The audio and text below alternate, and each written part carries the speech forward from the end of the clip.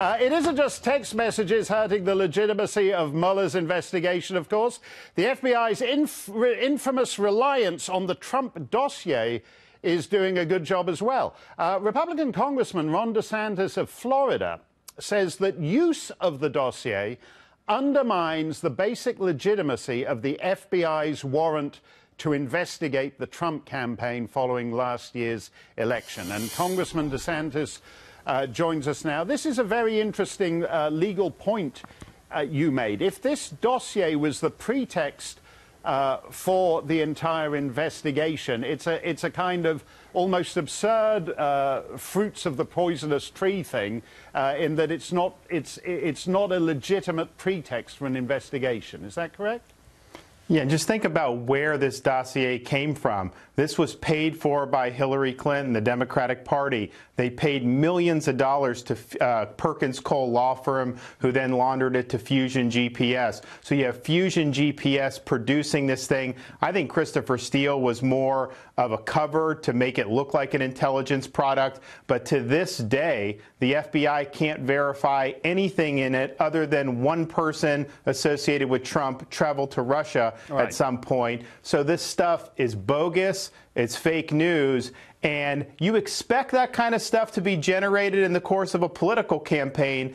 But if that is presented to the FBI and then they're taking that unverified dossier and launching a federal counterintelligence investigation without anything more, to me, that raises some serious questions. And was it Peter Strzok who was involved? Remember, the key text message was he was in Andrew McCabe's office and they were talking about, Lisa Page said, oh, Donald Trump can't win. And Strzok says, you know, I don't think the FBI can take that risk. We need an insurance policy basically against Trump's election. So the question is, was that dossier and the subsequent investigation and surveillance the insurance policy he referenced in those text messages? And what you're saying here is that it comes before a FISA judge who isn't an expert in intelligence matters, but it's got the FBI imprimatur. It's kind of got an MI6 imprimatur because the spook appears to have credentials. And in a sense, it would appear to be a plausible document if laid before a judge. Is that correct? Well, that's the question. You know, we've asked the Department of Justice, the FBI, to give us the information about how the dossier got in their possession.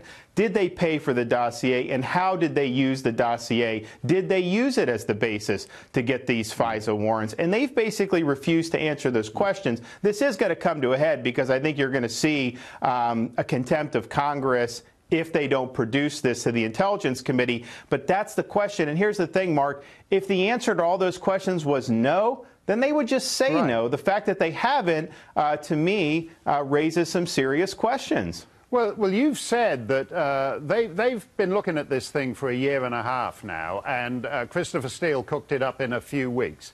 They've been unable to corroborate anything except that some guy at some point got on a plane to Russia. But they don't know what he did once he got off the plane in Russia.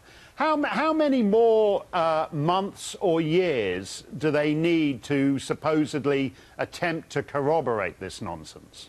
Look, I think it's time to put up or shut up. This whole thing started, obviously after Strzok and these guys started the counterintelligence. When Mueller got appointed, I think Rosenstein made a big mistake because what he was doing was he was superimposing a criminal prosecutor on top of a counterintelligence investigation. Right. And how good of an investigation that was, obviously, there's a lot of concern about that. But there's never been a crime identified here. You can believe that Russia tried to hack different people's email accounts, but that doesn't mean that there was a criminal conspiracy with Trump's campaign, and there's never been information provided to substantiate that. So I think if he can't answer that question, then I think we need to move on. I think you are going to see the committees in Congress move on, and I think the result is going to be no collusion. Yeah, that makes a lot of sense, Congressman. Thanks for that.